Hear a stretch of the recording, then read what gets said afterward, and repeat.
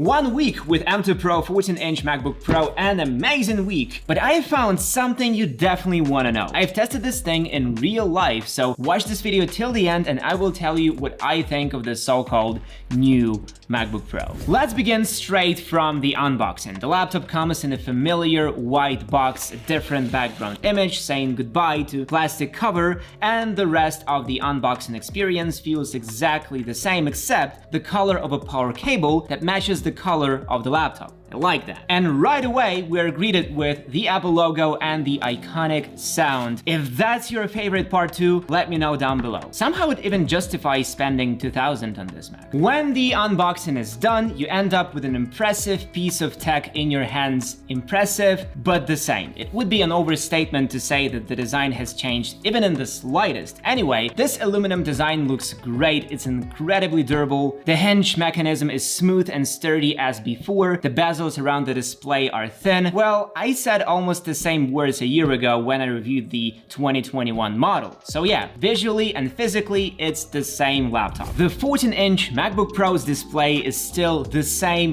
great Super Retina XDR display with Pro Motion that we've come to know and love. 500 nits of SDR brightness and 1000 nits of HDR brightness, making it incredibly bright and perfect for photo or video editing, watching movies, or just browsing. I've always been a fan of the display on the MacBook Pro, and I'm happy to see that it hasn't changed. The display is still a standout feature, with its brightness being more than enough for any scenario and its overall display ratio being ideal for productive work. Personally, it was like stepping into old slippers. There were no surprises, just the same reliable and high quality display I've come to expect from a MacBook. However, I still have a question. Why is this notch so big? Should I also wear slippers with socks now, like Marcus did?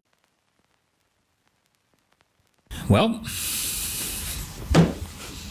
all day today. Because 18 months ago, this notch was a minor inconvenience, but now it's a more major one. Because time flies, but the notch stays the same. I hope it won't take Apple 5 years to get rid of it in MacBooks. But let's not dwell too much on small things and talk about the elephant in the room, performance. My Mac is bone stock, equipped with a 10-core M2 Pro chip with 16 GPU cores, 16 gigs of unified memory, and 512 gigs of storage. You can't get lower than that. After a week, I saw only a small difference in performance. This new chip, despite still being 5 nanometers, packs more punch than the M1 Pro. However, the M1 Pro is already a very powerful and capable chip, and in my tasks, the difference is minimal. Yes, M2 Pro shaves a few seconds here and there, but nothing critical. Exporting large videos is faster by 10 to 15%, exporting Photoshop images is also slightly faster, and the same goes for all apps. Despite all my desire to say how revolutionary this update is, I can't. The performance is on par with modern standards and is appropriate for the price you pay. As a user, I personally find the 14-inch MacBook Pro with M1 Pro chip to be a well-rounded device for various creative tasks. Talking about M2 Pro, video editing runs smoothly and the machine handles large files with ease. The device can easily handle 4K video editing in programs such as DaVinci Resolve with fast rendering times and minimal lag, much thanks to built-in encoders and decoders that are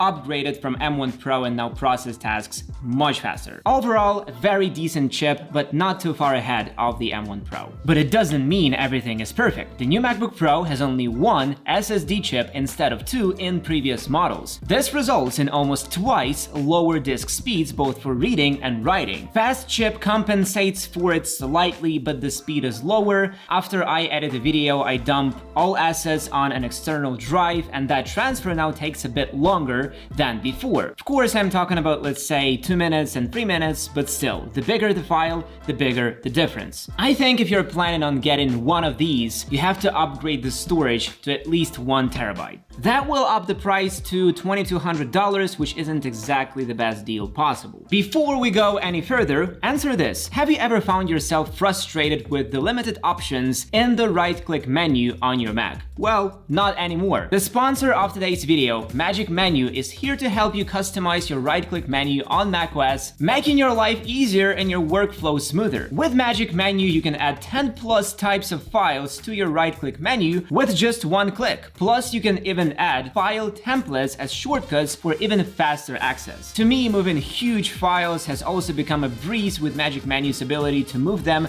to a specified location with just a right click. And the best part, Magic Menu added a one-click screenshot, screen recording, hiding, unhiding files, copying file path, and cutting file options to my right-click menu on my Mac. It's made my workflow so much smoother and efficient. Not only that, but I can also add my frequently used items like applications, folders, disks, browsers, and web page links to the right-click menu for quick access without having to open Finder or Launchpad. Magic Menu also makes it super easy to completely delete any unwanted third-party software and all its components in just 3 clicks. So I will leave a link in the description, so be sure to check it out. And some creators are saying that the speakers in the M2 Pro sound more muffled and lack the same level of detail as before. I haven't done a direct sound comparison with the M1 Pro yet, but we'll do that test and share it with you very soon, so stay tuned. Anyway, I think the average user won't be too bothered by this change, as those who work with audio are likely to use headphones for their work anyway. One of the small changes that Apple has made is the improvement of the webcam.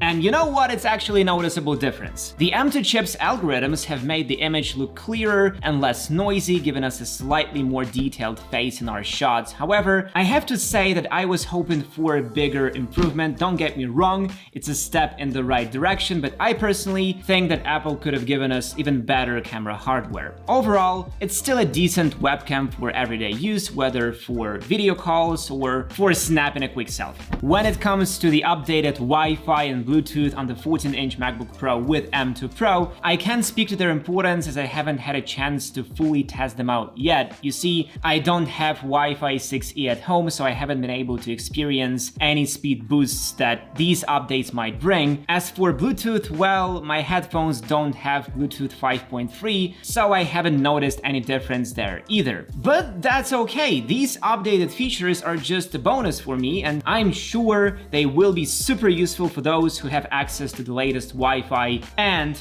Bluetooth technologies. Another aspect that has seen an improvement is the battery life. Despite all the extra performance that Apple has packed into this device, they still claim to add an extra hour to the battery life. I can't say for sure if this claim holds true, as I haven't noticed any difference in the battery life myself. In my usage, the device might hold a charge a couple of minutes longer, but that's about it. I rarely drain my battery by more than half, so an extra hour of battery life is not something I could notice or use. Overall, the battery life on the 14-inch MacBook Pro is still much better than any Windows competitors. So, should you buy this machine? After a week, I'm pretty confident to say that this upgrade is not worth it if you have the 2021 machine. If you are a proud owner of the M1 MacBook Air or any older Mac, then you should upgrade. But bear in mind that almost the same 2021 model can be picked refurbished from Apple a lot cheaper. Because this year's Macs are not substantially better. SSD is an issue that is yet to show its true impact in the future, and the updated Wi-Fi and Bluetooth are basically useless to most people. So, in general,